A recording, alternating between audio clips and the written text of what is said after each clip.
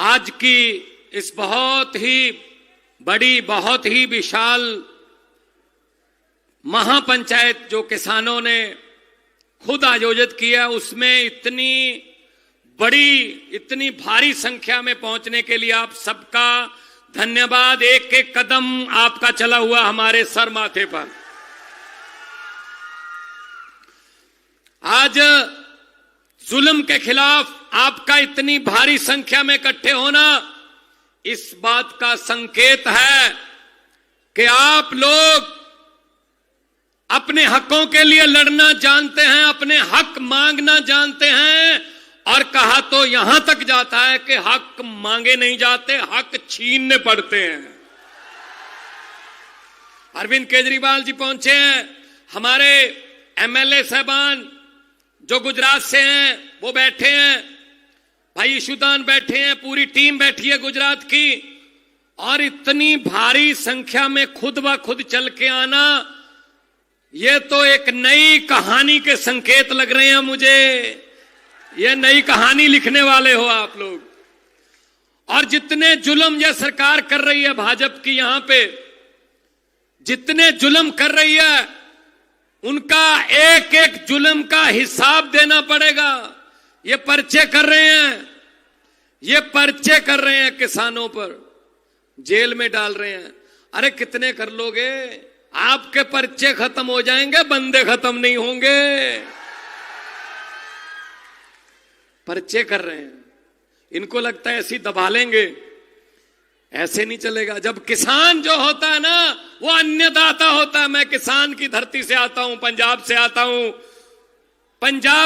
पंजाब जो है 180 lakh metric ton से ज्यादा चावल देता है देश को, 125 लाख मीट्रिक टन से ज्यादा गेहूं देता है, सरसों देता है, कपास देता है, बाजरा देता है, अरहर देता है, मूंग की दाल, मसर की दाल, गन्ना, सब फसलें पंजाब में होते हैं। हम देश का पेट पालने वाले लोग हैं। और अगर हमारे साथ कोई ज्यादती करते हैं तो ऐसा सबक किसान सिखाते हैं कि ये खुद धरती पे आते हैं, क्योंकि किसान धरती से जुड़ा होता है, उसको दूसरों को भी धरती पर उतारना आता है कि आ जाओ धरती पर। क्योंकि लोकतंत्र है, लोकतंत्र में जब चाहें, लोग जब चाहें, आदमी अर्श पर, अर्श हो गया आसमान, लोकतंत्र में लोग चाहें तो आदमी अर्श पर, और वहां जाके वो हंकार करे, उसमें घमंड आ जाए तो लोग कहते हैं आजा बेटा फर्श पर, नीचे भी उतार लेते हैं। तो इनके फर्श वाले दिन चालू हो गए हैं। माएं बहनें बैठी हैं, इनको पता है चूल्हा कैसे चलाना है इस महंगाई के दौर में। मैं 10 साल हो गए, आज के दिन भी आया था, 31 अक्टूबर 2015 को भी मैं आया था। तब मैं एमपी था, मैं पंजाब से एमपी था। तब भी किसानों के एक धरने में मैं आया था। 10 साल हो गए, मुझे कुछ भी बदला नजर नहीं आया। आज हम राजकोट से बाई रोड आए हैं, सड़क पे आए हैं। मैंने सड़क में गड्ढे देखे थे, लेकिन गड्ढों में सड़क पहली बार देखते हैं गुजरात में आके। सड़कें नहीं बन रही इनसे, कोई किसानों को फसल का भाव नहीं मिल रहा। अभी बेमौसमी बरसात हो गई, उसका कोई पैसा मुआवजे में नहीं दे रहे। किसान कहां जाएगा? किस्मत पे छोड़ दिया क्या?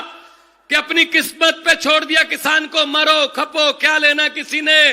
भाई साहब, पंजाब में बाढ़ आई, हमारे यहां नुकसान हुआ, 5 लाख एकड़ हमारी फसल बर्बाद हुई। हम 50,000 रुपया एक हेक्टेयर का, यानी कि 1 एकड़ का 20,000 रुपए हम दे रहे हैं। और महीने में, 1 महीने में हमने देना शुरू कर दिया पैसा। अगर दिल में किसानों के लिए दर्द हो तो शुरू हो सकता है 1 महीने में। यहां मुंह, बाकी फसलें बर्बाद हो गई, बेमौसमी बरसात हो गई, लेकिन कोई सुनता नहीं है, कोई सुनता नहीं है। बड़े बड़े फेंक रहे हैं, आपस में मिले हुए हैं, ये दोनों आपस में मिलकर लूट रहे हैं, इनकी दुकान चल रही है।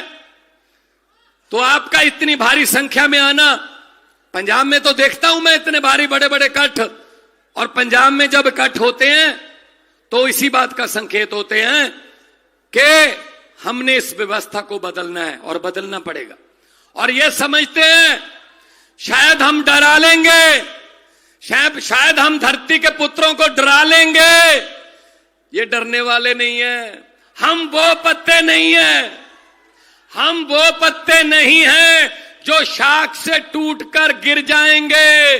आंधियों को कह दो अपनी औकात में रहें, अपनी औकात में रहें। तो इसलिए हम आपके पास आए हैं, आपका दर्द, आपके दुख में शरीक होने आए हैं। परिवार बैठे हैं जिन्होंने ये दुख झेला है, जिन्होंने पर्चे झेले हैं, जेल में उनके परिजन चले गए। हम मिलके जाएंगे बाद में। उनको बैठने नहीं दिया। हमने स्टेज बनाई थी, कहते जी बैठ ही नहीं सकते। ये भाई गुजरात के ही हैं, गुजरात के ही हैं, कोई बेगाने तो नहीं है, हमारे ही हैं। तो ये सब लोग उन्हीं के लिए आए हैं।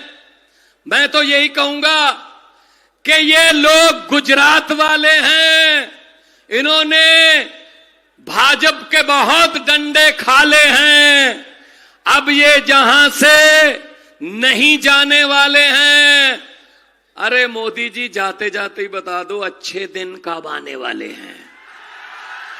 कहां अच्छे दिन, कौन से अच्छे दिन? आए ही नहीं, कोई अच्छे दिन नहीं आए। इनके अच्छे दिन आ गए होंगे, हमारे नहीं आए।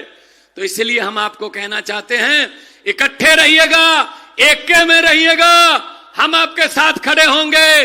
अन्नदाता जो है वो जब गुस्से में आता है, आक्रोश में आता है, तो उसको हिसाब लेना आता है। एक एक पाई का हिसाब लेंगे, एक एक दाने का हिसाब लेंगे, क्योंकि हम अन्नदाता हैं। तो इसलिए शहीद भगत सिंह की धरती से, पंजाब से, गुरुओं की धरती से आपको नमन करने आया हूं, आपको सजदा करने के लिए आया हूं कि आप डटे रहिए, हम आपका साथ देंगे और जीत होगी, हमारी जीत होगी। क्योंकि ये लोग ये डरते बहुत है। मैंने पार्लियामेंट में देखा है, थोड़ा सा भी इनके खिलाफ कोई 4 बंदे इकट्ठे हो जाएं, डर जाते हैं बड़ी जल्दी। क्योंकि इनको पता है कि यार लोगों का हजूम जब बनता है ना, जब मुट्ठियां बंद हो जाती हैं तो इनकलाब जिंदाबाद का नारा बनता है। भगत सिंह जैसे 22-22, 23-23 साल के बच्चों ने, नौजवानों ने अंग्रेजों को निकाला हुआ है। कोई मानता नहीं था कि ये छोटे छोटे बच्चे इतने बड़े अंपायर को खत्म कर देंगे, लेकिन वो लगे रहे, उनका जुनून था, वो फांसियों के रस्से चूमते रहे, अंग्रेजों को जहां से जाना पड़ा। वो क्यों? क्योंकि लोग इकट्ठे थे, लोग इकट्ठे थे। जैसे आप आज सरदार पटेल जी की जयंती, उनको नमन करते हैं। उन्होंने बड़ी लड़ाइयां लड़ी अंग्रेजों से, लेकिन वो अंग्रेज तो चले गए, काले अंग्रेज आ गए। इनका क्या करेंगे? ये काले अंग्रेज आ गए। इसलिए आजादी नहीं ली थी हमने कि वो अंग्रेज चले जाएं, काले अंग्रेज आ जाएं, अपने हमें लूटने लगे, अपने ही हमें लूटने लगे, अपने हम पर पर्चे करने लगे। तो इस गुलामी से पीछा छुड़वाना है और हम आपके साथ हैं इस मामले में। मैं तो यही कहूंगा कि आप इकट्ठे रहिए, हम आपका साथ देंगे। अरविंद केजरीवाल जी और पूरी टीम आपके साथ खड़े हैं। आज वाली इस रैली का इकट्ठ देख के इनकी जड़ें हिल जाएंगी, जड़ें हिल जाएंगी इनकी। इनको पता चल जाएगा ये क्या हो गया। ये लोग इकट्ठे हो गए, एक तरफ ही हो गए। आम आदमी पार्टी का चुनाव चिन्ह भी झाड़ू है और झाड़ू सफाई करता है और इस राजनीतिक गंदगी की सफाई करनी है। इस झाड़ू से पहले हम सिर्फ दुकान या मकान साफ करते थे, अब अरविंद केजरीवाल की अगुवाई में इस झाड़ू से पूरा हिंदुस्तान साफ किया जाएगा। भाई साहब, छोटे छोटे बच्चे भी पहुंचे हैं, माएं बहनें पहुंची हैं, आपका परिवार समेत पहुंचना बहुत हमारे लिए, क्योंकि ये किसी की पर्सनल लड़ाई नहीं है, ये किसी की निजी लड़ाई नहीं है, किसी व्यक्ति विशेष की लड़ाई नहीं है, ये हमारे अस्तित्व की लड़ाई है, हमारे वजूद की लड़ाई है। बचना है चाहे इनकी लाठियां खानी है, गोलियां खानी है, ये लड़ाई है। तो इस लड़ाई में हम सीना तान के खड़े रहेंगे, आपके साथ खड़े रहेंगे और दोनों हाथ ऊपर उठाकर 2 नारे लगा दीजिए। क्योंकि देखो भाजपा वालों ने भी बंदे भेजे होंगे यहां ये देखने के लिए कि इकट्ठ कितना था, वो भी बता देंगे। वो पूछेंगे उनके आका जिन्होंने भेजे हैं कि अरविंद केजरीवाल ने क्या बोला था, गोपाल इटालिया ने क्या बोला था, चेतर वसावा ने क्या बोला था, तो भगवंत मान ने क्या कहा था, वो भी बता देंगे। फिर वो पूछेंगे नारे कितनी जोर से लग रहे थे, क्योंकि उनको सबसे बड़ा डर यही होता है जब नारा दिल से लगता है ना, आवाज दिल से निकलती है तो आसमां गूंजता है।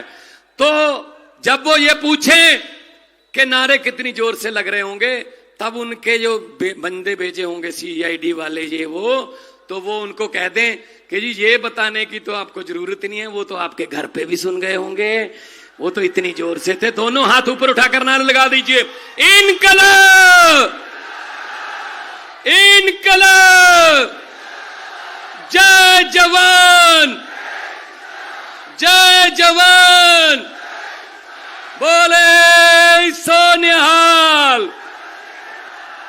बहुत बहुत धन्यवाद, बहुत बहुत धन्यवाद, बहुत बहुत शुक्रिया, आपने दिल से हमें सुना, सुकून से सुना, बहुत बहुत मेहरबानी। જોરદાર અને એકદમ જોશીલી વાત કહી। આજથી 10-15 વર્ષ પહેલાની દેશની રાજનીતિની કલ્પના કરીએ તો દેશમાં ઘણી બધી રાજકીય પાર્ટીઓ હતી, પણ કોઈ રાજકીય પાર્ટી માટે ગરીબ અને મધ્યમ વર્ગના લોકો માટે કોઈ વાત નહોતી।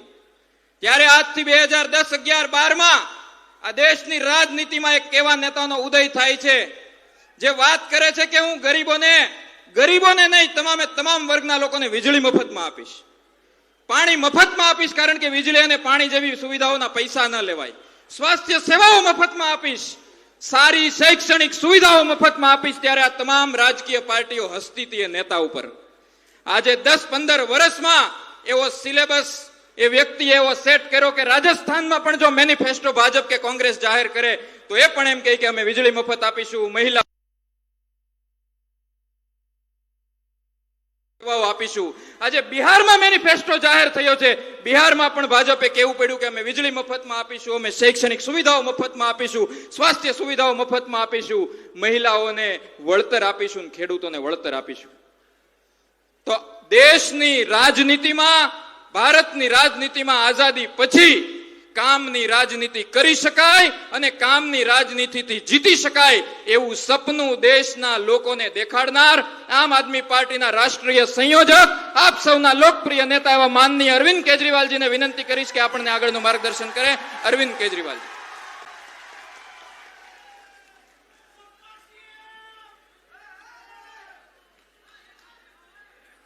एक बार जोर से पूरे दिल से भारत माता का जयकारा लगाएंगे, दोनों मुट्ठी बंद करेंगे, हाथ ऊपर करेंगे और दिल से बोलेंगे भारत माता की, भारत माता की, इनकलाब इनकलाब, वंदे, जय जवान जय जवान।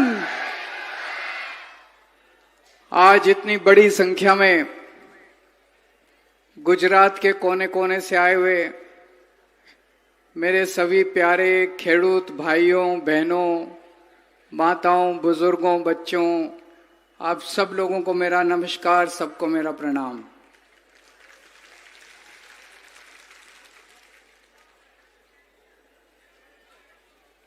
आज 31 अक्टूबर है, सरदार पटेल की जन्म जयंती है। आज से 150 साल पहले गुजरात की पवित्र धरती के ऊपर सरदार पटेल का जन्म हुआ था। आज हम उनकी 150वीं जन्म जयंती मना रहे हैं। सरदार पटेल को भारत का शेर कहा जाता है, गुजरात का शेर कहा जाता है। सबसे ज्यादा लड़ाई खेडूतों की भारत के इतिहास में सरदार पटेल ने लड़ी थी। 1918 में उन्होंने खेड़ा आंदोलन किया था।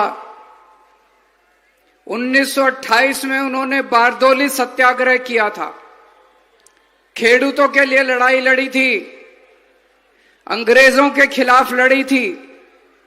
अहिंसात्मक लड़ाई लड़ी थी, उनकी जितनी मांग थी, अंग्रेजों को उनकी सारी मांग माननी पड़ी। आज से 100 साल पहले अंग्रेजों के खिलाफ जब सरदार पटेल ने आंदोलन किया, अंग्रेजों ने कभी लाठीचार्ज नहीं किया, अंग्रेजों ने कभी आंसू गैस के गोले नहीं छोड़े, अंग्रेजों ने कभी झूठे पर्चे नहीं करे, झूठे एफआईआर नहीं करे, अंग्रेजों ने अपने खेडूतों को जेल में नहीं भेजा 307 करके। सरदार पटेल ने सपने में भी नहीं सोचा था कि 100 साल के बाद, आजादी के बाद अपने देश के अंदर इतनी गंदी, इतनी अत्याचारी बीजेपी की सरकार आएगी, जो अपने खेडूतों के ऊपर, जो अपने हक के लिए लड़ रहे हैं, उनके ऊपर लाठीचार्ज करेगी, उनके ऊपर आंसू गैस के गोले छोड़ेगी, उनके ऊपर झूठे पर्चे करेगी, उनको जेल में भेजेगी, उनको 307 के पर्चे करेगी उनके। आज अगर सरदार पटेल की आत्मा आसमान से देख रही होगी, तो सरदार पटेल की आत्मा को बहुत दुख हो रहा होगा। ये कैसा गुजरात हो गया, ये कैसी सरकार आ गई, ये कैसी सरकार है। आज सरदार पटेल की धरती के ऊपर किसान रो रहा है। आज सामने हमारे यहां पे 85 किसानों को इन्होंने, 85 खेडूतों को जेल में डाल दिया। उनका क्या कसूर था? उनका कसूर था वो अपने हक के लिए लड़ रहे थे, अपना हक मांग रहे थे। आज उनको उन्होंने जेल में डाल दिया। हमने उनके परिवारों को आज बुलाया, उनको हम स्टेज पे बिठाना चाहते थे, उनका सम्मान करना चाहते थे आप लोगों के सामने। उनको स्टेज पे नहीं बैठने, स्टेज से उतार दिया। शर्मनाक है, शर्म आती है ऐसी सरकार के ऊपर। मैंने उनके परिवारों से, कई परिवारों से बात की। सबसे पहले मैं ये कहना चाहता हूं, हम उन परिवारों के साथ हैं। एक एक खेडूत को हम जेल से बाहर निकलवाएंगे, बड़े से बड़ा वकील खड़ा करेंगे, जो करने की जरूरत है वो करेंगे, सारे खेडूतों को बाहर निकालेंगे। अभी थोड़े दिन पहले जुलाई के महीने में उत्तरी गुजरात में पशुपालक किसानों को, वो अपने हक के लिए लड़ रहे थे, उनके ऊपर आंसू गैस के गोले छोड़ दिए, उनके ऊपर लाठीचार्ज कर दिया, उनके ऊपर झूठे पर्चे कर दिए, उनको जेल में भेज दिया। उसके पहले, थोड़े दिन पहले चेतर वसावा आदिवासियों के लिए आंदोलन कर रहे थे, आदिवासियों की आवाज उठा रहे थे, उनके ऊपर झूठे पर्चे करके उनको जेल में डाल दिया। इनको केवल जेल में भेजना आता है और इनको कुछ नहीं आता। इतनी 75 साल में गुजरात में इतनी क्रूर सरकार, इतनी अत्याचारी सरकार, इतनी अहंकारी सरकार आज तक गुजरात के लोगों ने कभी नहीं देखी है। दोस्तों, किसान क्या मांग रहे हैं? किसान मांग रहे हैं कर्जा प्रथा खत्म होनी चाहिए। होनी चाहिए कि नहीं होनी चाहिए कर्जा प्रथा खत्म? होनी चाहिए कि नहीं होनी चाहिए कर्जा प्रथा खत्म? अरे बीजेपी वालों, तुम तो केंद्र में सरकार बनाई थी, तुमने कहा था हम एमएसपी देंगे। कहां गई तुम्हारी एमएसपी? एमएसपी तो देते नहीं हो। जब किसान अपनी फसल बेचने के लिए मंडी में जाता है तो कर्जा प्रथा करके उसको अपना पूरा दाम भी नहीं देते हो। तुम उसके साथ शोषण करते हो, किसान को पूरा दाम नहीं देते हो। किसान कह रहा मेरी कर्जा प्रथा बंद करो। क्या गलत कह रहा है किसान? किसान को उसका हक नहीं दिया जाता। किसानों के, खेडूतों के घर के अंदर पुलिस ने घुस घुस के उनके बच्चों को मारा है। शर्म आनी चाहिए तुमको। उनको पकड़ पकड़ के आपने जेल में डाल दिया। अभी दिवाली आई, अभी धनतेरस आई, अभी नया साल आया। ये बीजेपी वाले अपने घर में दिवाली मना रहे थे। हर सांघवी अपने घर में अपने बच्चों के साथ दिवाली मना रहे थे। भूपेंद्र पटेल अपने घर में अपने बच्चों के साथ दिवाली मना रहे थे। और ये खेडूत परिवार बेचारे रो रहे थे अपने घर के अंदर बैठ के, उनके बच्चे जेल के अंदर थे। उनके बच्चे जेल के अंदर थे, ये रो रहे थे अपने घर के अंदर बैठ के। दोस्तों, हम आपके परिवारों के साथ हैं। मैंने कुछ परिवारों से बात की। एक मां ने बोला, मैंने कहा मैं आपके साथ हूं मां, आप चिंता मत करना। उसकी मां में मेरी आंखों में आंसू आ गए उनकी बात सुन के। वो मां बोली, मेरे को कोई चिंता नहीं है, मेरा बेटा गरीब खेडूतों के लिए लड़ रहा है, आजादी की लड़ाई लड़ रहा है, जितने मर्जी डंडे लगे मुझे कोई परवाह नहीं है। मैंने बोला मां तू चिंता मत करना, मैं भी तेरा बेटा हूं, तेरे बेटे को बाद में डंडे लगेंगे, पहले केजरीवाल को डंडे लगेंगे, केजरीवाल पहले जेल जाएगा। 30 साल से, पिछले 30 साल से आप सारे खेडूतों ने भाजपा को वोट दिया, इतना वोट दिया, भर भर के वोट दिया, कोई कसर नहीं छोड़ी। 30 साल से इनकी सरकार है। 30 साल से आपने इसलिए वोट दिया था कि हमारे बच्चों को जेल भेजेंगे ये लोग, इसलिए वोट दिया था। आज इनको अहंकार हो गया है, आज किसानों के अंदर इतना गुस्सा है। ये बीजेपी वाले एक नंबर के कायर हैं, पुलिस को आगे करते हैं। मैं कहता हूं एक दिन पुलिस का सहारा छोड़ दो, ये खेडूत बीजेपी वालों को घर से निकाल निकाल के दौड़ा दौड़ा के मारेंगे तुमको, ऐसा मारेंगे बीजेपी वालों को दौड़ा दौड़ा के, इनको शरण नहीं मिलेगी। एक दिन तुम पुलिस को पीछे कर दो, एक दिन पुलिस को पीछे कर दो, पूरे गुजरात के अंदर बीजेपी वालों का जीना हराम कर देंगे। 400 से ज्यादा मंडियों के अंदर मुझे पता चला सारे खेडूत इकट्ठे हो गए हैं। 400 से ज्यादा मंडियों के अंदर आंदोलन चल रहा है। और ये बीजेपी वाले इतने कायर हैं, रोज ट्रंप इनको धमकी देता है, रोज ट्रंप इनको धमकाता है, कहता है अमेरिका से आने वाली कपास पे इंपोर्ट ड्यूटी खत्म कर दो, बीजेपी वाले खत्म कर देते हैं। ट्रंप कहता है रशिया से ऑयल नहीं खरीदना, बीजेपी वाले ऑयल नहीं खरीदते। ट्रंप कहता है इंडिया पाकिस्तान का वॉर मैंने बंद कराया, बीजेपी वालों की हिम्मत नहीं है। ट्रंप कहता है कान पकड़ के ऊपर खड़े हो जाते हैं, बीजेपी वालों को कहता है ट्रंप नीचे बैठ जाओ, बैठ जाते हैं। ट्रंप के सामने पैंट गीली हो जाती है इनकी, बीजेपी वालों की। ट्रंप के सामने इनकी नहीं जलती। गरीब किसानों को जेल भेजते हैं, अरे शर्म कर लो। अगर हिम्मत है, मर्द के बच्चे हो बीजेपी वालों, अगर मर्द के बच्चे हो तो ट्रंप को धमकी दे के दिखाओ, किसानों के ऊपर अपना जोर मत चलाओ तुम। खेडूतों को जेल भेजने का आदेश किसने दिया? हर्ष सांघवी ने। खेडूतों के ऊपर लाठीचार्ज करने का आदेश किसने दिया? हर्ष सांघवी ने। खेडूतों को केस करने का, उनके ऊपर 307 लगाने का आदेश किसने दिया? हर्ष सांघवी ने। चेतर वसावा को जेल भेजने का आदेश किसने दिया? हर्ष सांघवी ने। परवीन राम को जेल भेजने का आदेश किसने दिया? हर्ष सांघवी ने। राजू कपाड़िया को जेल भेजने का आदेश किसने दिया? हर्ष सांघवी ने।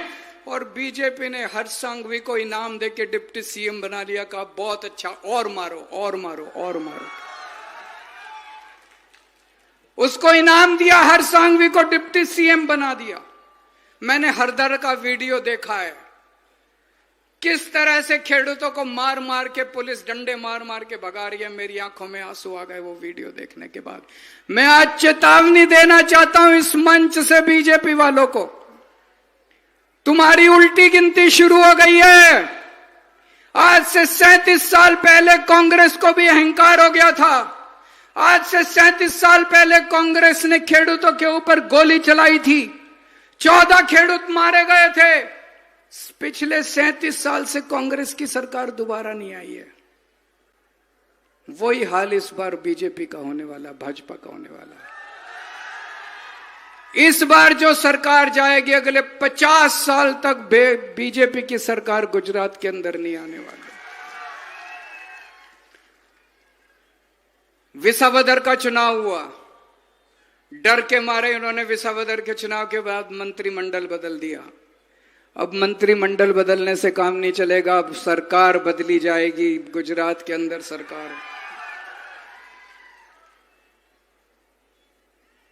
गुजरात के सीएम थे भूपेंद्र पटेल। अभी मंत्रिमंडल बदला, उनको सीएम से डमी सीएम बना दिया। अब उनकी सीएम की नहीं चलती, अब भूपेंद्र पटेल की नहीं चलती, अब हर्ष सांघवी सुपर सीएम है। पूरे पटेल समाज को उन्होंने अपमान किया है।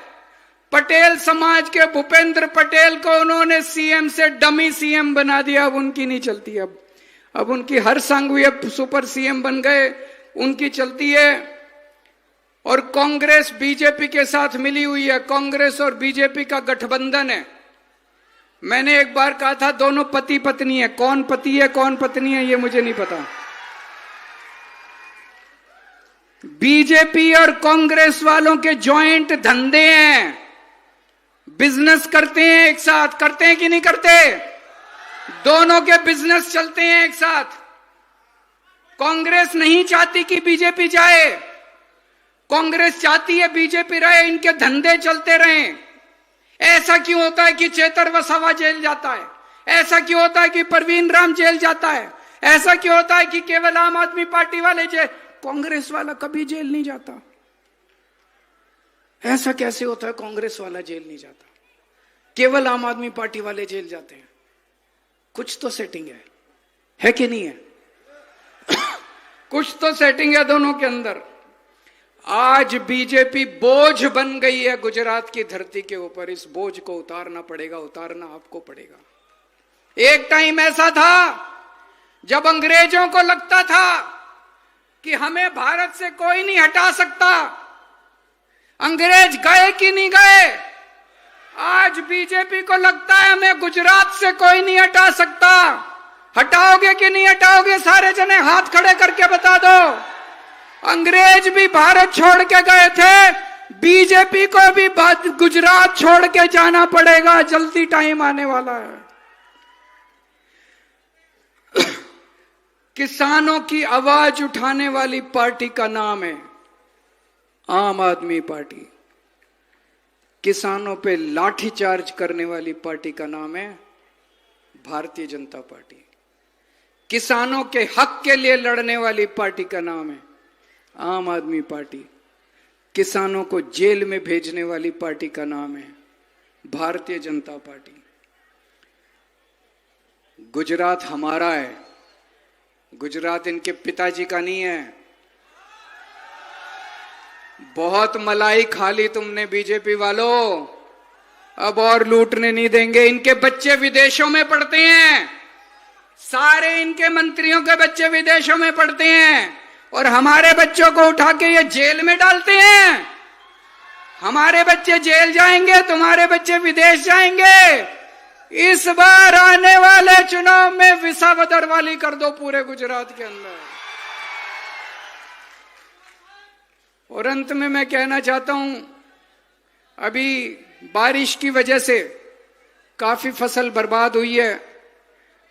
आप लोगों ने सुना होगा, अभी थोड़े दिन पहले पंजाब में बहुत बड़ी बाढ़ आई थी, बहुत बड़ी ऐतिहासिक। कितनी 23 जिले हैं पंजाब के अंदर, 23 के 23 जिलों में बाढ़ आई थी। एक महीने के अंदर भगवंत मान साहब ने सभी खेडूतों के अकाउंट के अंदर, बैंक अकाउंट के अंदर 50,000 रुपए हेक्टेयर के हिसाब से पैसे जमा करा दिए एक महीने के अंदर। आज हम खेडूतों के तरफ से मांग करते हैं गुजरात सरकार को कि जिनकी फसल बर्बाद हुई है, सब लोगों को 50,000 हेक्टेयर के हिसाब से उनके अकाउंट के अंदर पैसे जमा कराए जाएं। भारत माता की।